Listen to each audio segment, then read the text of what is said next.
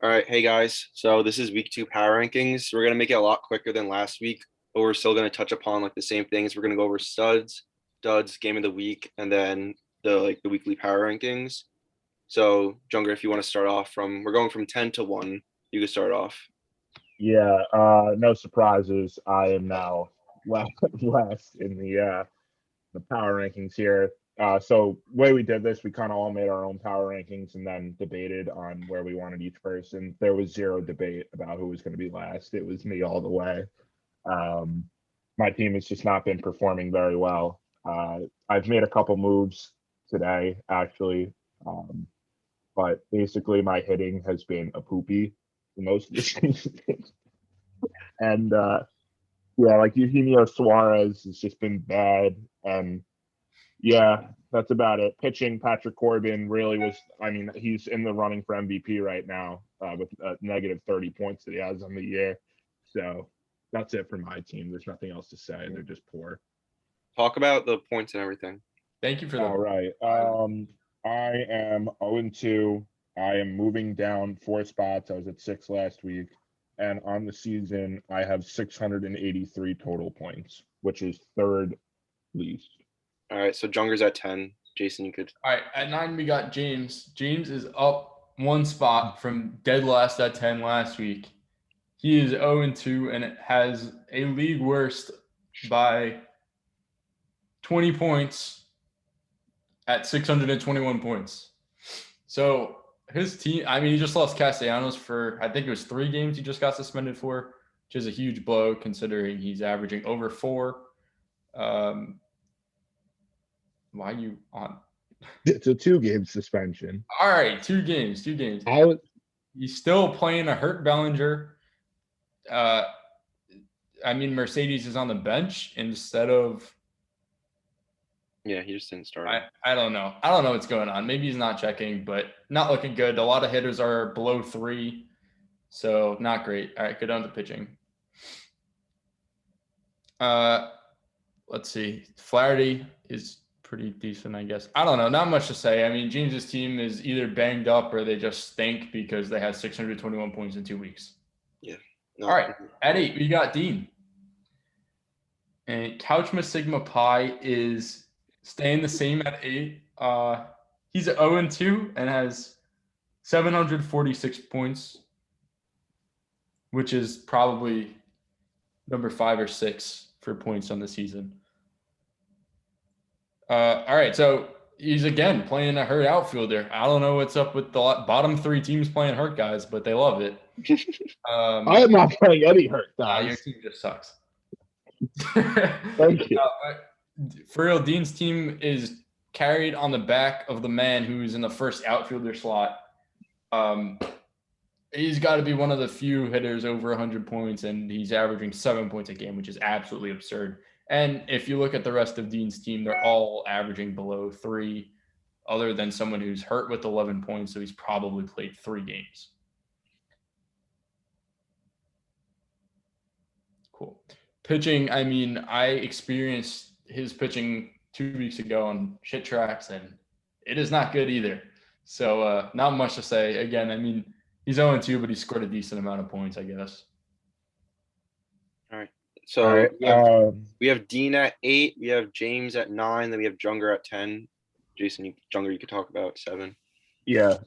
Number 7 is Charlie. He's moving up 2 spots. He was at 9 last week. On the season, he has 649 total points, which I believe is second to last or third. I believe it's second to last. Mm-hmm. He's remarkably 2-0, and in which he told me today that you can only play who's on your schedule. I don't know how that really applies in fantasy, but it seems to be working out for him so far. But let's take a little closer look at Charles's team here. He's got a couple good hitters with these 3 here. McKinstry was a good pickup. He's been good so far. But outside of that, you guys can see here, this is what we would call poor. His pitchers, Ian Anderson and Chris Bassett, I'm not really sure to say his last name, but Bassett, not good. But Trevor Bauer is still one of the elite pitchers in the game. Tyler Glass now, I know he had a bad year last year, But we all know he has really, really good stuff. So maybe he can figure that out this year. They're definitely be a big help for Charlie's team. Evolved, he's the only other one of note. But other than that, Charlie, you're at number 7. You moved up 2 spots. You're 2-0. Kind of got a little hint of me in fantasy football this year. Getting great schedule that favors you. All right. So Charlie at 7, Dean at 8, James at 9, Junger at 10. I come in at the 6th seed. I moved down from 5 last week, and I'm 1-1. And I'm like in the middle of the road with 786 points on the season.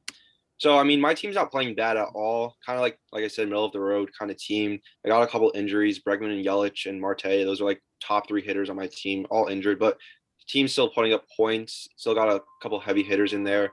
And Bieber carrying my team right now. He had like 60 points last week.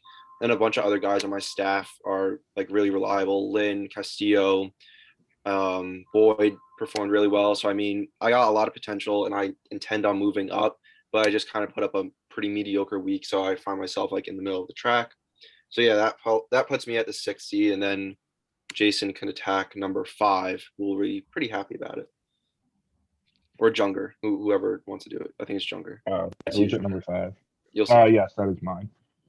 Number 5 is going to be Jeffrey. Jeff, you have moved up from number 7. I personally tried to fight for you to be higher up on this list, but this is the compromise that we came to.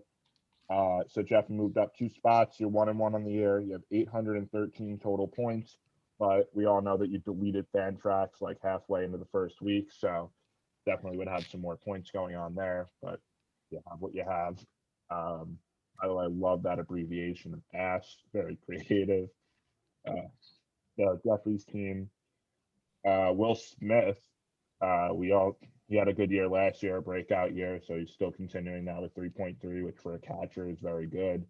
Goldschmidt, I did not know this, but he's been a little disappointing so far, but he should pick it up. He's a good player. Other hitters, Chris Bryant, Eduardo Escobar, have been good this year. And he's got some other good hitters down here, so his hitting's been very good. Jeff has a very good team, which is why I tried to fight for him to be higher on this list, but shot down. Pitching is kind of where it gets a little weak. Stroman had a really good week. I think he had 50 points this week.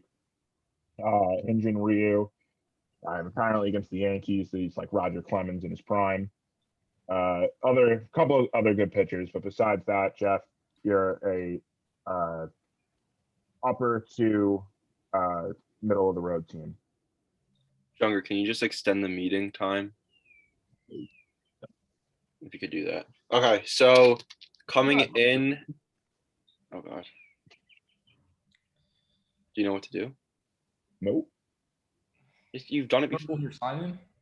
I haven't done anything. Yeah, there we go. There we go. There we go. Oh. All right, I'll just we could try to speed it up, I guess. All right, so coming in at the number 4 seed, it's the guy that was ranked number 1 last week. We have Sam. He's moving down to 4. He's 1-1, 792 points on the season so far. So that's kind of like upper half of what we have. So looking at his team right now, he was like talking about the whole week, like injuries.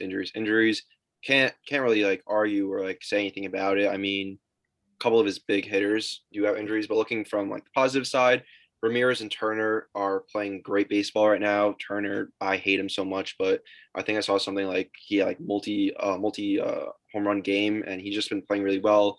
Martinez definitely did not continue what he did last week. I mean, he had a home run today, but definitely didn't have that same monster week that he did the first week, and a bunch of like solid outfield. So, and pitching, I hate his strategy, what he's doing. I know what he's doing right now. I hate it. But I mean, it's working right now. Matz and Burns, great pitchers, and he has so many on the fucking bench. And he's gonna do like an old strategy that we used to do in like middle school, and just 12 pitchers and just have an extremely large bench. So I mean, we know what this team's capable of. Hopefully, I mean not hopefully, but I hope his players get better. I hope they don't like play well though. So yeah, coming in at 4, it's Sam. And then number 3, we have Jash. Josh is moving up one ranking from number 4. He's 1-1 on the season, and he has 857 points right now, which is, I think, the third most. So I mean, this kid, his team's just slugging right now. No one expected it coming out of the blue. Just to highlight a few of his stars right now, he has Bichette. Oh, hold on, my screen's loading. Give me a second. He has Bichette. He has Muncie, who's doing really well. Devers, Marte, and then he still has Trout and Buxton. Giolito shit the bed today, but I mean, besides that, his other pitching pretty well. So I mean, he had back-to-back really good weeks, and I mean, he did get a tough loss to Jeff, but like we're just gonna like, kind of put that aside, and his team still put up one of the most points this week. So I mean, that's where he lands at number 3. Jason, you could take on number 2.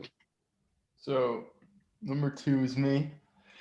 We'll heavily debated here among the 3 of us, but I got outnumbered. So at number 2, I am. I moved up one spot from the 3rd slot, and 2-0 with 919 points, 6 behind the first place team.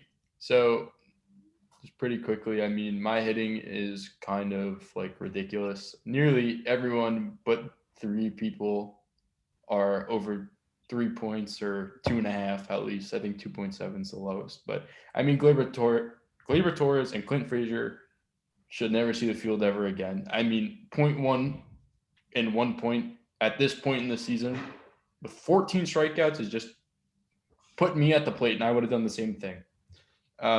But again, I mean, my hitting is pretty good. And then you go to the pitching, and DeGrom's what everyone thought he would be. Nola had a 40-point start, equal to Rodon's no-hitter. He had more strikeouts, but more hits as well. So, I mean, just having, 27, 22.5, and 17 with most of those guys pitching once a week is good to have, good to note when they come out twice. So, I mean, my team scores a lot, but I guess it wasn't enough to get put into the number 1 slot. All right, so the controversial number 1 spot, we have Matt moving up from the 2 seed. He's 2-0 on the season and 925 points. So 6 more points than Jason.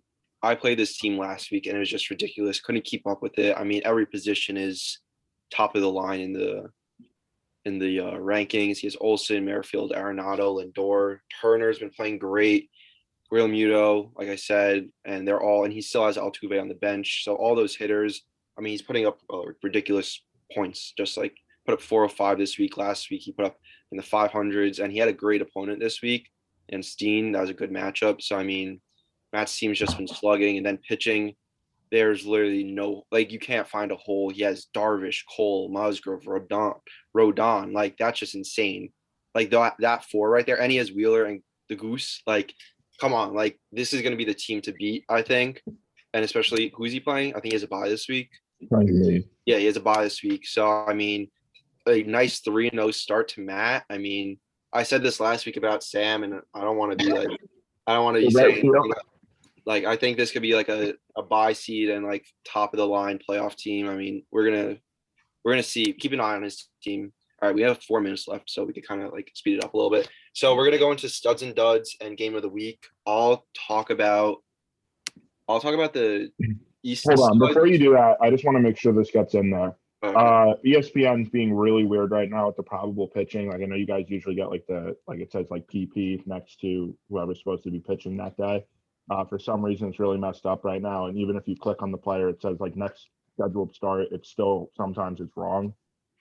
So make sure to like read the little thing that it says. It'll say like, and they're next on the hill, like whenever, or just try and check on some other website.